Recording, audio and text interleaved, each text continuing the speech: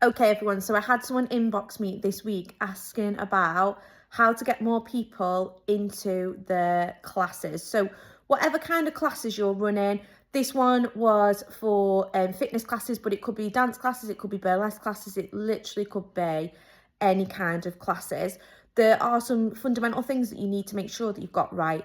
Number one, is your offer correct? Have you priced what you're offering correctly? Are you aiming it at the correct people? So who is your ideal client, and do you know where to find them? Okay, my ideal client is obviously performers, so I find performers in performer groups on Instagram. I do attraction marketing, so I attract people to my Instagram page, and then they will convert into either people who move into this group, or they'll become paying clients, people who buy my classes, people who buy my courses. That is how I do mine. If you don't know about attraction marketing, it's quite a big topic, but I will be touching on this at the end of the month in my membership. So if you want to hop over to the membership, you can learn a little bit about attraction marketing. Also, where do you post your stuff? Because if you're posting about your classes in the wrong kind of groups where your ideal client isn't hanging out, then you're not going to get anybody coming, are you? So are you posting enough? If you're not posting in community groups in your area regularly, or if, let's say, it's an online class, if you're not posting in this dance genre group that you're in regularly, and when I say regularly, I mean way more than once a week, what people would consider spamming, I consider marketing. Okay, so if you're not posting more than once a week, then you're not going to get any sales from that. You need to start posting way more than once a week. Okay, you need to really, on your socials, be posting multiple times a day. That doesn't mean that you've got to do it that day, but you do need to be scheduling your posts. Okay, have you nailed your messaging? Do you know how to do effective messaging for marketing? All right, it's not, you can't just say, I've got this class, it's at this time, come along. That doesn't work anymore. Okay, the market has changed. You've got to understand people's pain points. You've got to understand what kind of journey you're going to take that person on. You've got to understand the emotions of the person and why they should buy your class. For example, the emotions of people I would aim my courses on here at would be people who are struggling to get bookings, people who are fed up of like getting rejections, people who need to make more money but they feel like they're working all the hours that God sends. Like they're the pain points of the people that I market to, because they were my pain points at one point. So if you're thinking about classes, it might be, do you want to build more confidence? Are you feeling like stuck in a rut? Are you wanting to make new friends? Are you feeling lonely? Whatever. They will be pain points that people want. People don't go to a dance class to become the world's best dancer unless they're already in it professionally. People go to a dance class because of the feeling that it gives them, a feeling of community, a feeling of confidence, a feeling of friendship, a feeling that they belong somewhere. So they're the kind of things that you need to mention in your marketing if you're not already. A few other things that you need to be doing. This is for organic marketing. So if you're doing organic marketing, which means you're not paying for ads, then using your social media multiple times a day, using reels. Best reels are B-roll footage, which is like footage of your classes and then the messaging written over the top, and then obviously the caption underneath. Are you using links or calls to action? Are you saying to people, to book, click here? Are you saying, to book, DM us? Is there a simple way that they can sign up without having to go all around the houses? Because if there's not, they'll get bored and they'll go somewhere else. Okay, if I'm going to a class, I just want to see the link in the bio, click it and book it. I don't want no messing around. I don't want to be like messaging someone back and forth. Yeah, so if you're not doing that, you've not got a clear booking link for people to book, you're losing clients. All right, what else was I going to say? I have so much to say about marketing. I'm trying to get it all in like a short video. What else? Are you, so when you're doing your stories, are you doing story funnels? The best way to sell to people is through your stories. So taking people on a journey of what your classes can transform them into. Okay, so if you go onto my successful showgirl stories, I'll talk about, whenever I'm selling something, I'll talk about like the problem that I had, what this course does to solve it, blah blah blah blah blah blah blah. Here's the offer, here's the clickable link where you book it and pay for it.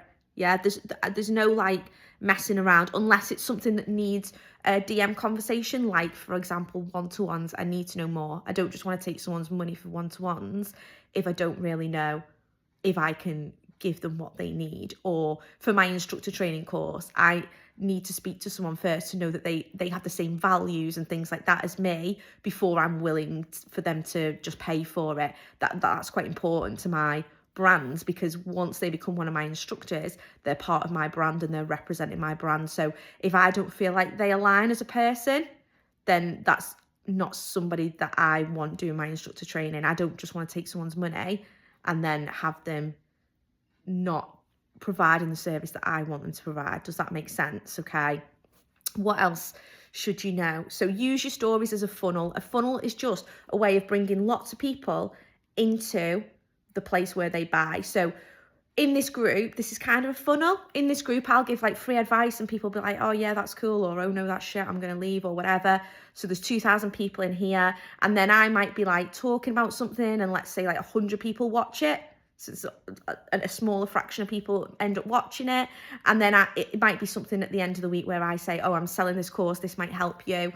And then a smaller fraction of that will buy, okay? It kind of goes from big to small. It's called a marketing funnel, okay? And it's the same on like your socials. Hundreds of people might see your posts. 5 people might like your post. 1 person might buy from you, okay? That's how it works, all right? So are you using funnels? Do you know how to use funnels effectively? Let me know if you don't underneath, because then I know what kind of things you all need more help with. What's another big marketing tip? Word of mouth. So obviously, if people come to your classes, retaining them is really, really important. What a lot of people focus on is getting more people into their classes and not necessarily nurturing the people that are already there and retaining them.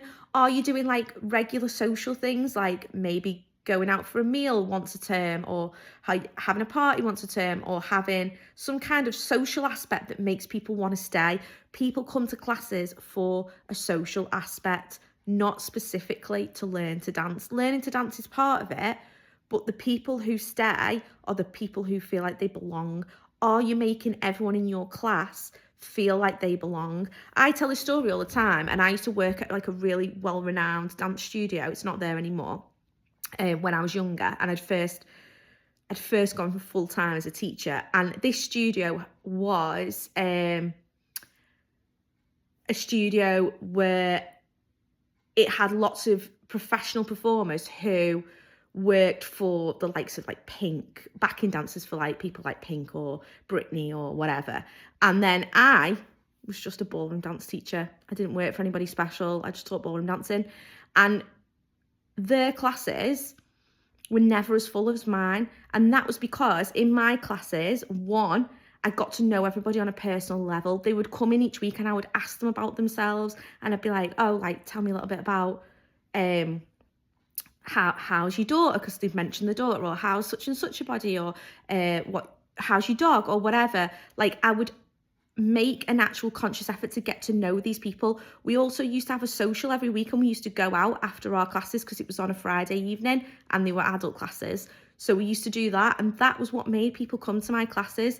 Now, opposite to that, I went to some of the other teachers' classes. Some were amazing, where you'd walk in and they'd be super chatty and stuff, but some wouldn't even acknowledge you. They'd just be talking to their other mates, their mates who'd come to train, who were also professional dancers, and the other people in the class, they wouldn't really acknowledge, or they'd say hi to. They weren't being rude, but they wouldn't make an effort to get to know you. And that is a really fundamental part of getting yourself to have successful classes. If you're not doing that, you're not making your class a community rather than just a class, then you can get as many people through the doors as you want to, but you're not going to retain them. And the best way of getting people into your classes is word of mouth.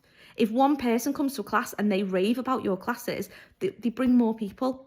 Yeah. But if they don't feel that feeling of community, they're not going to do that. That's how I've grown my business. Like Showgirl Sass Dance classes, my instructors are all people who have come to classes with me. They've loved the classes. They've decided to become instructors. Then they've done the same thing with their students. And then when I have an event, the instructors all come, but then their students all come.